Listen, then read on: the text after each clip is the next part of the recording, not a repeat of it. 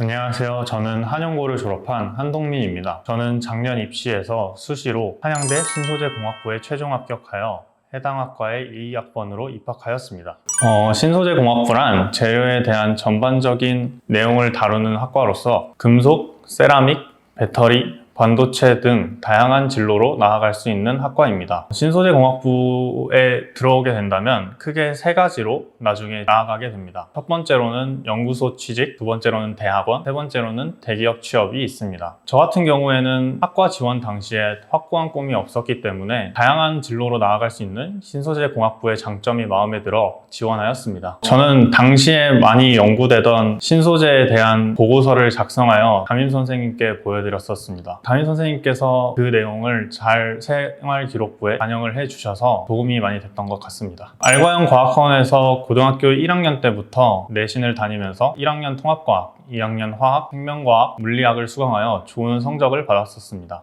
좋은 성적을 받게 된 이유는 학원에 계신 유능한 선생님들 덕분입니다. 현재는 각 학원의 원장님으로 계신 이진열 원장님과 강희준 원장님의 수업을 당시에 들었었는데 선생님 두 분 모두 꼼꼼하게 가르쳐 주시고 학생들을 가르치실 때 수업 중 학생들의 수준에 맞추어 이해하기 쉽게 잘 설명해 주십니다. 저는 화학과 지구과학을 수능 때 선택하였습니다. 먼저 화학을 선택한 경우에는 제가 2학년 때 내신으로 수강하면서 유일하게 재미를 느꼈던 과목이 이기 때문입니다. 1년 동안 준비해야 되는 수능이기에 제가 좋아하는 과목 하나 정도는 하는 것이 좋다고 생각하여 선택하였습니다. 또한 지구과학 같은 경우에는 물리학, 생명과학에 비해 난도가 낮고 시간관리에 큰 부담이 없다고 생각하여 선택하게 되었습니다. 화학, 물리가 난이도가 높은 건 맞습니다만 그렇다고 해서 생명, 지구과학이 절대 쉬운 과목은 아닙니다. 생명과학 같은 경우에는 유전 파트가 굉장히 시간 관리의 핵심인 부분이고 지구과학 같은 경우에는 우주 파트의 많은 계산 문제가 시간 관리에 큰 발목을 잡습니다. 그렇기 때문에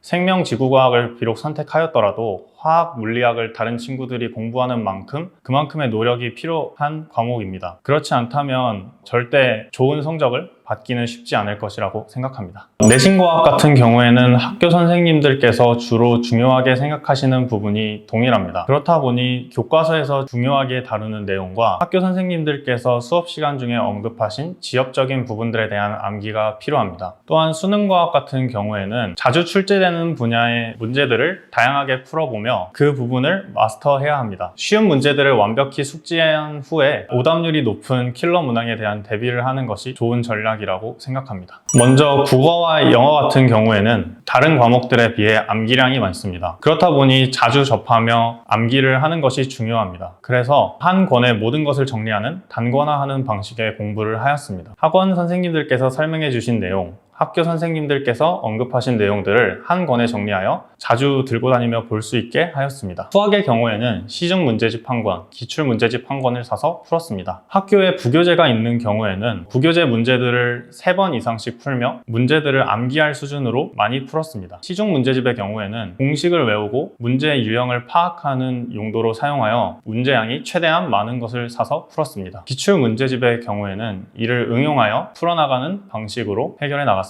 그 외에 정보나 제2 외국어 같은 비주류 과목들의 경우 수업 시간에 선생님들께서 강조하신 내용과 필기해둔 내용을 바탕으로 공부하였습니다. 하지만 앞에서 말했던 주요 과목들만큼의 시간 투자는 하지 않았습니다. 스승의 날 때도 한번 찾아뵀었고 올해 초에도 한번 찾아뵀었는데 제가 12년 동안 학교를 다니면서 유일하게 여전히 연락을 하고 계시는 두 선생님이십니다. 제 학과랑 수능 선택 과목에도 큰 영향을 주셨고 제 진학에도 많은 도움을 주셔서 되게 현재까지도 감사하게 생각하고 있습니다. 입시를 하다 보면 시험 성적 1, 2점에 우울해질 때도 있고 행복해질 때도 있습니다. 그러다 보면 번아웃 현상과 같은 정신적인 고통을 겪는 경우가 저를 비롯한 많은 친구들에게서 나타나는 것을 보았습니다. 그럴 때는 공부에 너무 연연하지 말고 친구들과 함께 즐거운 것을 하며 시간을 보내시길 바랍니다. 저는 이걸 공라벨이라고 부릅니다. 공부와 자신의 라이프는 밸런스 있게 살아가야 한다고 생각합니다. 그러다 보면 자신의 페이스대로 꾸준히 공부를 할 수 있어 실전에서 좋은 성적을 받을 수 있을 것입니다. 일부 사람들은 고등학생 때는 공부만 해야 한다고 하지만 저는 이 말에 공감하지 않습니다. 고등학생 때만 할 수 있는 경험이 있고 그때만 느낄 수 있는 감정들이 있기에 그것들을 충분히 하면서 공부를 해 나간다면 공부만 하는 것보다 훨씬 좋은 결과를 얻을 수 있을 것이라고 믿어 의심치 않습니다.